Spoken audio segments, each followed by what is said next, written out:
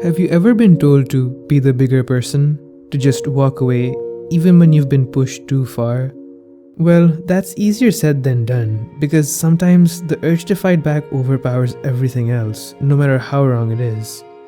A lot of people reach that breaking point, and while it might feel satisfying in the moment, it rarely plays out the way they imagined.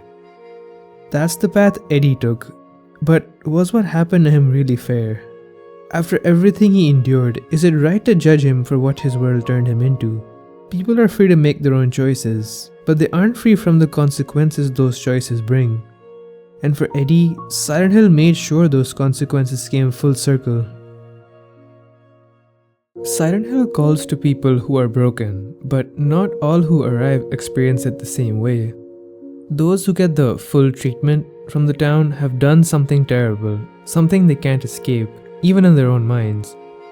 The way SilentHill manifests for each person depends on how they feel about their actions and what led them there. James committed a horrific act out of selfishness, while Angela's actions were driven by desperation and survival. But Eddie, his story is different. His version of SilentHill reflects not guilt, but rage and resentment. While James and Angela's version of SilentHill was built on their suffering, Eddie's was built on his need to make others suffer instead. And because SilentHill is a reflection of the mind, it gave him exactly what he wanted. As James explores SilentHill, each clue drags him deeper into the town, and deeper into his own broken mind. But he's not the only one trapped there. Others just like him were drawn to the town for reasons they don't fully understand. In the apartments, James hears someone violently throwing up. Following the sound, he discovers a fridge with a corpse crammed inside it. The retching gets louder until he finally opens the bathroom door and finds a man hunched over a toilet, sick with fear. The man, Eddie Dombrowski, immediately panics, insisting he didn't do it, referring to the body in the fridge. He stammers out that someone came after him, so he ran and hid, only to find the corpse already there, which made him throw up. James, who's already disturbed by the town's monsters, senses something is deeply wrong. But he doesn't push Eddie further. Instead, Eddie asks James if he wants to stick together and find a way out. But James refuses. He's searching for someone, and he warns Eddie to be careful and leaves him behind, unaware that this won't be the last time their paths cross. The next time James meets Eddie, it's at a theater where he finds him talking to Laura, a strange little girl who keeps running away from James. But something about Eddie is off. Just a while ago, he was vomiting from fear, but now he's calmly eating a bucket of ice cream, acting like nothing happened. When James approaches, Eddie doesn't recognize him at first. It's only after James reminds him that Eddie suddenly remembers, which leaves James a little unsettled. James also notices something strange. Eddie, who was desperate to leave SilentHill, is still here. James comments that at least Eddie got his appetite back, but Eddie pauses, frowning as if James's words hit a nerve. Then, when James suggests they search for Laura together, Eddie suddenly gets defensive. He reminds James that earlier he had refused to team up, but now James wants to? The shift in his behavior is subtle, but it's the first sign that something inside Eddie is changing. The next time James finds Eddie, another corpse is nearby. But this time, something is different. Eddie isn't sick, he isn't eating, he's completely disconnected. His voice is eerily calm as he tells James that taking someone's life isn't a big deal. James immediately feels uneasy. His suspicion about Eddie is growing, and he asks where the body came from. Eddie claims that the man snuck up on him in the dark, forcing him to shoot him in self-defense. But when James asks why the man would attack him, Eddie's response is unsettling. The way he looked at me, I just had to do it. He looked at you. James is now on high alert. When he tries to reason with Eddie, saying he can't just do that over something like that, Eddie slowly raises his gun. For a moment, he just stares, completely blank, as if his mind and body are disconnected. Then suddenly he starts laughing, lowering the weapon, and claiming that the body was already there when he arrived. Just like the corpse in the fridge earlier, but to James, that doesn't sound like a coincidence anymore. As Eddie prepares to leave, James asks if he's really going out alone. Eddie shrugs, acting like it's no big deal, almost as if he isn't afraid of the monsters anymore. Yeah.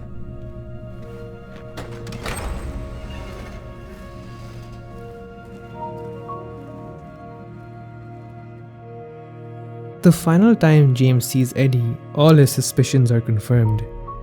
Eddie is standing over another corpse, but this time he isn't making excuses.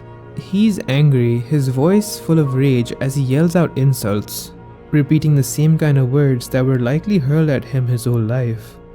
James now realizes Eddie isn't just remembering past bullying, he's directing that anger at the person whose life he just took. Then Eddie says something truly disturbing. Maybe I am. I'm nothing but a fat, disgusting piece of shit. But you know what? It doesn't matter if you're smart, dumb, ugly, pretty. It's all the same once you're dead. And a corpse can't laugh! For someone like Eddie, who's been mocked and humiliated his entire life, that's a dangerous realization. He's found a way to silence the voices that haunted him, and to him, it makes perfect sense. Then his attention turns to James. He accuses him of laughing at him too. James denies it, but Eddie isn't listening anymore. He raises his gun, and this time he's not bluffing. James punches him in the face, sending Eddie crashing to the ground. But even after that, Eddie refuses to see reason. James tells him he needs help, but Eddie reminds him that they're the same. They were both called to the town for a reason. And deep down, James knows Eddie isn't entirely wrong. You and me are the same. We're not like other people, don't you know that? Eddie doesn't stick around to argue, he runs. Desperate to escape, he flees into a freezer, forcing James to follow. But this time there's no more talking, no more excuses. Eddie has fully given in to his rage, firing at James without hesitation. He's no longer scared, he's hunting James, who has no choice but to fight back.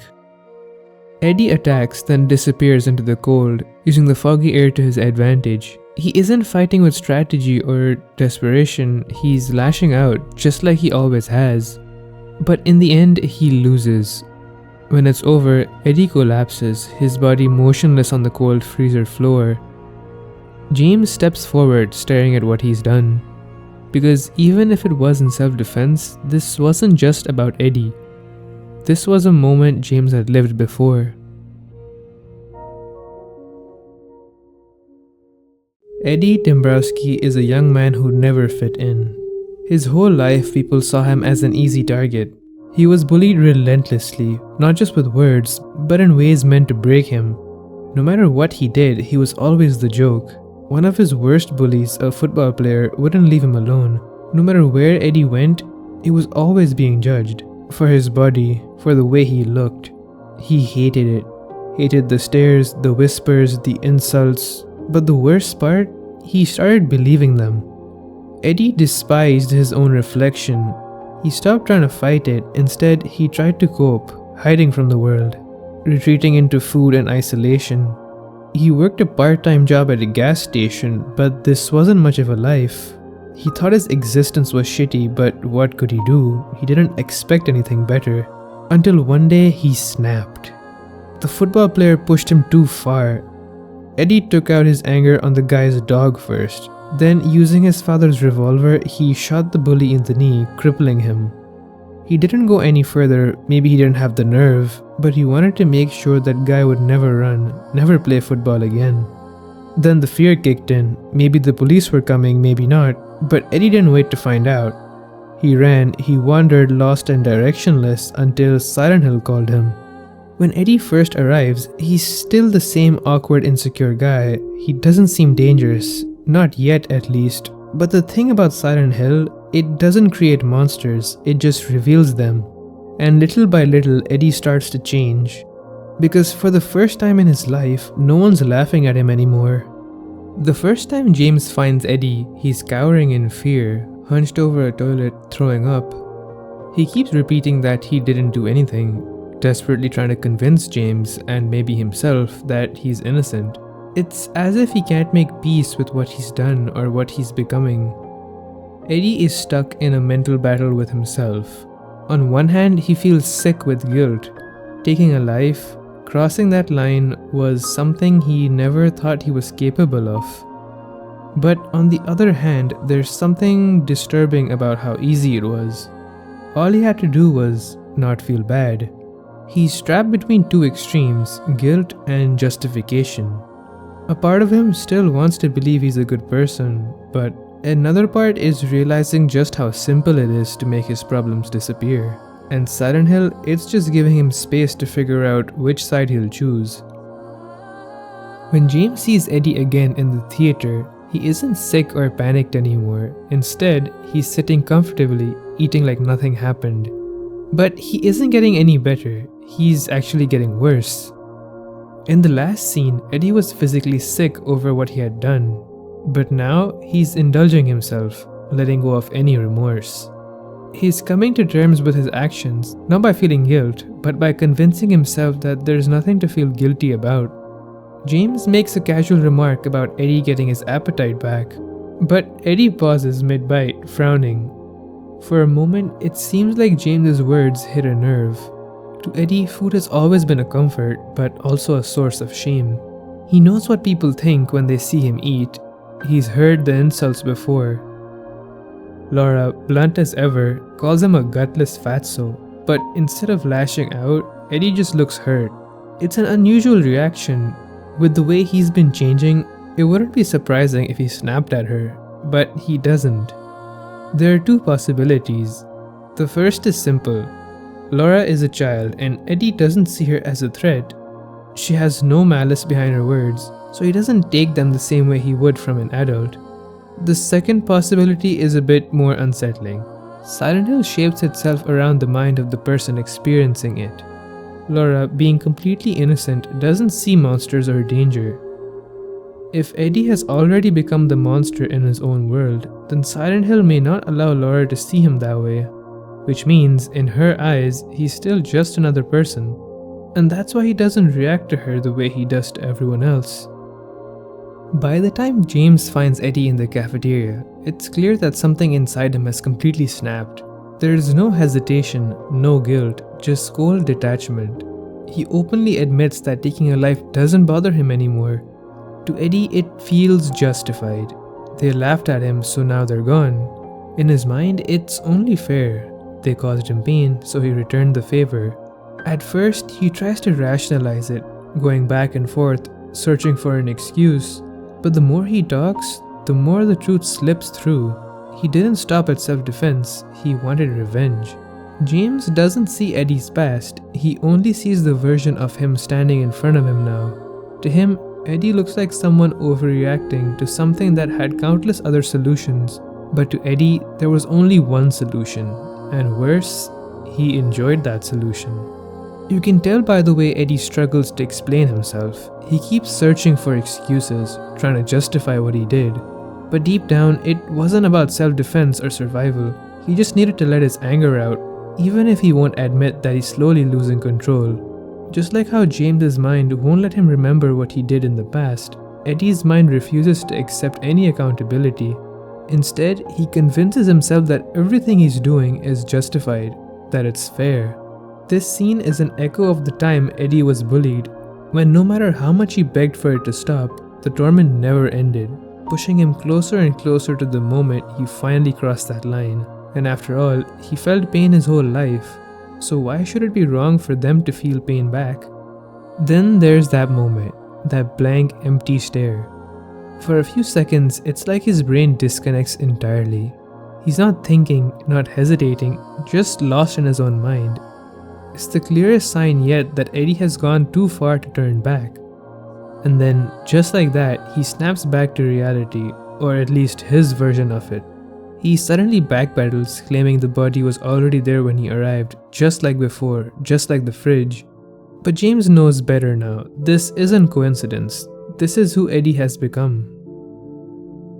The final time James sees Eddie, there's no more pretending. He isn't hiding, he isn't making excuses. This is who he is now. James and the player both see his true colors as he stands over another body, gun still in hand. Eddie doesn't just shoot this body once, he keeps pulling the trigger over and over, even though there's nothing left to fight. In his mind, this isn't just some random person. This is every bully, every tormentor, every stare and whisper all rolled into one. Then you notice something creepy. You can see Eddie's breath. At first, it seems normal. After all, the two are standing in a freezer. But if you look closer, you'll realize Eddie's breath has always been visible, even in earlier scenes, even in places where the air wasn't cold. Because for Eddie, his world was always freezing. No warmth, no comfort, just a cold, cruel place where he never belonged.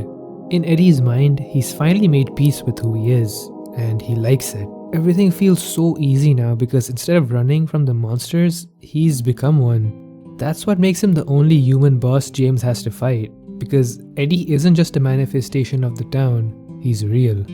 He's fully embraced the version of himself he showed to James, with nothing left to hide. This moment represents the final stage of his descent, the person he became before he ever set foot in SilentHill. James tells Eddie he needs help, but Eddie just scoffs at him. He calls James a hypocrite, and he's not entirely wrong. Eddie reminds him that they were both called to this town for a reason and that they're the same, and for the first time, James hesitates, because deep down, he knows Eddie isn't lying. The fight with Eddie isn't just another battle, it's a confrontation between two people who were called to SilentHill for a reason. And by the end of it, only one of them is left standing. James pauses, staring at what he's done. This feeling, it's familiar, too familiar. Because this isn't the first time he's taken a life. Eddie called him a hypocrite, and now standing over his body, James can't shake the thought, was he right? SilentHill doesn't just bring people here at random, it pulls in those who are already carrying something dark inside them. For Eddie, it was his anger, and for James, it was his guilt. Because the letter that led James to SilentHill, the one from his wife Mary, was never real. Mary didn't die from her illness. James ended her life. He told himself it was an act of mercy, but deep down, he knows the truth. It wasn't just to end her suffering, it was to end his. And now as he looks at Eddie, he realizes that SilentHill didn't create this moment, it revealed it. Eddie let his emotions control him, and it destroyed him. But what about James? Is he any different? The boss fight against Eddie is kind of like a final reflection of who he's become. He doesn't charge at James like a man fighting for his life. He plays with him instead. He attacks, then disappears into the darkness, waiting for the right moment to strike again, just like he always has. Eddie never faced his problems head-on, he avoided them, ran from them, lashed out from the dark when he felt cornered, and now he fights the same way, hiding, ambushing, attacking only when he feels safe. The hanging carcasses kinda show how Eddie has always seen himself. In his mind, he was nothing more than meat, something people could mock, use, and throw away. The rib-like patterns on their torsos almost resemble the stripes on Eddie's shirt, like a twisted reflection of his own body. It's as if the world around him is laughing at him one last time, turning his worst fears into reality. And now, standing among them, he's exactly what he always believed he was. But James isn't one of Eddie's bullies, he isn't there to humiliate him. Yet in Eddie's mind, every person who ever mocked him, every stare, every cruel word, all of it is staring him down through James's eyes. And so he fights, because to Eddie, this isn't about SilentHill. This is about proving once and for all that no one will ever laugh at him again. But when it's over and Eddie's left lying motionless on the ground, there's no victory here, no satisfaction, no moment of clarity. James doesn't feel like a hero, he just feels empty. Because in the end, Eddie didn't just lose this fight, he lost the battle he had been fighting his whole life. So, did Eddie deserve what happened to him? Well, I believe so. The game does a great job of showing what happens when you let your emotions control you. An emotional person is a dangerous person, not just to themselves, but to those around them. On one end, there's sadness and grief, destructive but only to the person experiencing it. On the other end, there's anger and rage, destructive not just to yourself, but to everyone around you. Eddie slowly and gradually fell into that second extreme. At the mercy of his own impulses, he became unpredictable, unstable, and violent. And while his weight and appearance were what people mocked him for, that was never the real issue. What truly affected Eddie's life wasn't his size, it was how he saw himself. Society doesn't look favorably on physical unwellness, and to an extent that's understandable. Excess weight isn't just about appearance, it directly impacts health and overall quality of life. But for some, like Eddie, the struggle runs deeper. Mental health, genetics, and personal circumstances can all play a role, making it even harder to break free from the cycle. When self-worth is already shattered, finding the motivation to change becomes nearly impossible. But what's often ignored is the psychological toll of that judgment. The shame, the isolation, the self-hatred that builds up from years of ridicule. For many, the pressure of being mocked or dismissed doesn't inspire change, it reinforces that cycle. When you're constantly told you're worthless, that your struggles are your own fault, it becomes easier to give into the habits that keep you stuck. Many people want to improve their situation, but when they're treated as a lost cause, that motivation disappears. Instead of being lifted up, they're pushed down further, making them more likely to retreat into destructive coping mechanisms, whether that's food, avoidance, or even lashing out like Eddie did.